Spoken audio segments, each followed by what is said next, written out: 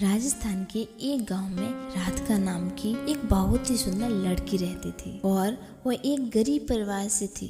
उसके पिताजी घर का खर्च पूरी तरह से नहीं उठा पाते थे, इसीलिए राधिका जंगल से लकड़ी काट कर उन लकड़ियों को बाजार में बेचती थी। इस तरह से उनका घर का खर्च चलता था। राधिका 21 साल की हो गई थी और उसके माता पिता को अब चिंता होने लगी थी कि उसकी शादी बिना पैसों के हम कैसे करेंगे। मगर राधिका को अपनी शादी की कुछ परवाह नहीं थी, क्योंकि वो अपने परिवार से बहुत प्यार करती थी और राधिका इतनी खूबसूरत थी कि उसके कई रिश्ते आते रहते थे, मगर वो सबको मना कर देती थी। पर किशन नाम का एक लड़का राधिका से बेहद प्यार करता था और राधिका के मना करने के बावजूद भी वो रोज बाजार में राधिका की लकड़ियां बिकवाने पहुंच जाता था। राधिका किशन से प्यार नहीं करती थी, क्योंकि शायद राधिका को किशन के प्यार पर भरोसा ही नहीं था। किशन भी एक गरीब परिवार का ही लड़का था। उसके पिताजी बाजार में सब्जी की रेहड़ी लगाते थे, लेकिन शायद किशन के पिताजी को मालूम था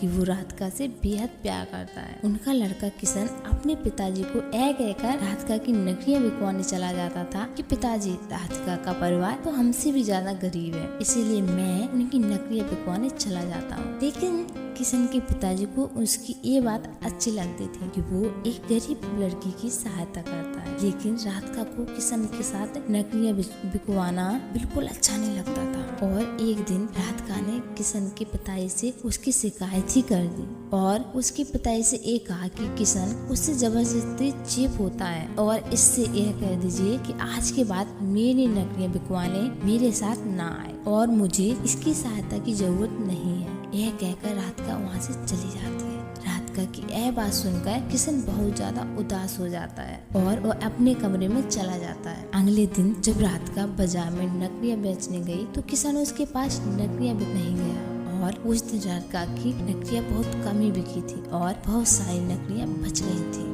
अब राधिका को बहुत देर हो गई थी, मगर उसकी लकड़ियां नहीं बिकी। तब उसने सोचा कि आज तो बहुत कम लकड़ियां बिकी हैं और घर का खर्च कैसे चलेगा। यह सोचकर वो घर चली गई। राधिका जब घर पहुंची तो वो क्या देखती है कि उसके पिताजी की तबीयत बहुत ज्यादा खराब थी और उसकी माँ रो रही थी और रोते रोते कह रही थी, बेटी तुम्हारे पिताजी को जल्दी अस्पताल ले जाओ, मैं बहुत देर से तुम्हारा ही इंतजार कर रही थी, जल्दी किसी तांगे वाले को बुला लाओ ताकि तुम्हारे पिताजी को जल्दी अस्पताल ले जाया जाए। लेकिन अब बहुत रात हो गई थी और रात में एक भी तांगे वाला नहीं खड़ा था। राधिका अब बहुत परेशान हो गई थी, मगर उसे कोई भी रास्ता नहीं दिख रहा था। तभी उसे किशन की याद आई और वो दौड़े दौड़े किशन के घर पहुंच गई। फिर वो जोर जोर से उसके घर का दरवाजा बजाने लगी। तब किशन घर का दरवाजा खोलता है तो किशन राधिका को अचानक इतनी रात को देखकर चौंक जाता है और राधिका से पूछता है कि क्या हुआ, इतनी रात को तुम यहाँ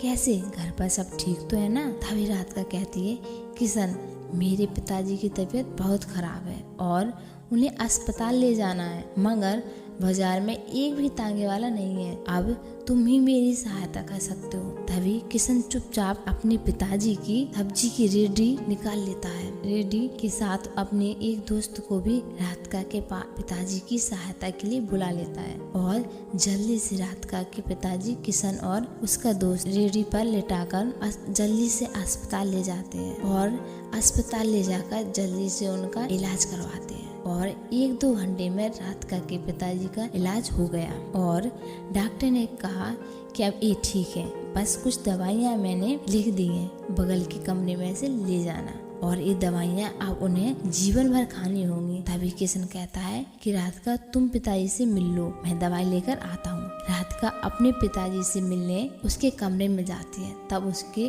पिताजी बिल्कुल ठीक हो गए थे।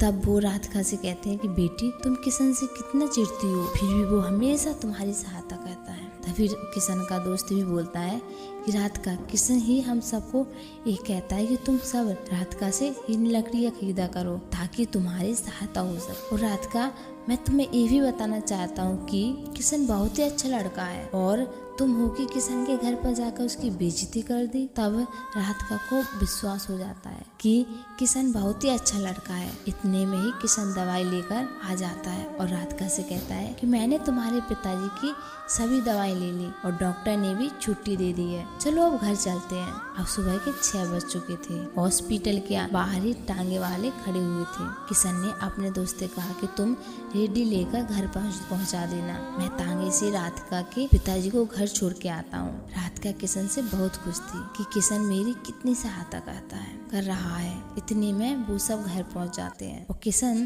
टांगे वाले को किराया देकर पिताजी को घर छोड़ देता है। तभी किशन जाने लगता है तो राधिका उसे बाहर रोककर उसका हाथ पकड़कर उससे माफी मांगती है और ये कहती है कि किशन कल से तुम मेरी नकलियाँ बिकवाने आ जाना, क्योंकि अब तुम्हारे बिना मेरी नकलियाँ बेचने का बिल्कुल भी मन नहीं करता। और हाँ, क्या शादी के बाद भी तुम मुझे बाजार में नकलियाँ बेचने भेजोगे? राधिका की यह बात सुनकर किशन बहुत खुश हो जाता है और कहता है कि राधिका तुम्हें मुझसे प्यार हो गया, ये कहीं मैं सपना तो नहीं देख रहा हूँ, मगर ये कैसे हुआ? तब राधिका कहती है किशन तुमने मेरा दिल जीत। एक दिन था जब मैं दुनिया के सभी लड़कों से बहुत नफरत करती थी, मगर आज मुझे पहली बार तुमसे बेहद प्यार हो गया। तब किशन कहता है राधिका आज मैं बहुत ही खुश हूँ कि आज मुझे मेरा प्यार मिल गया है और अब मैं तुमसे वादा करता हूँ कि मैं तुम्हारे साथ साथ तुम्हारे परिवार का भी ख्याल रखूंगा। तो दोस्तों, राधिका को अपने परिवार से बहुत प्यार था, इसलिए उसको ऐसा जीवन साथी मिला जो उसके साथ साथ उसके परिवार का भी ख्याल रखेगा। तो ये थी राधिका और किशन की प्रेम कहानी।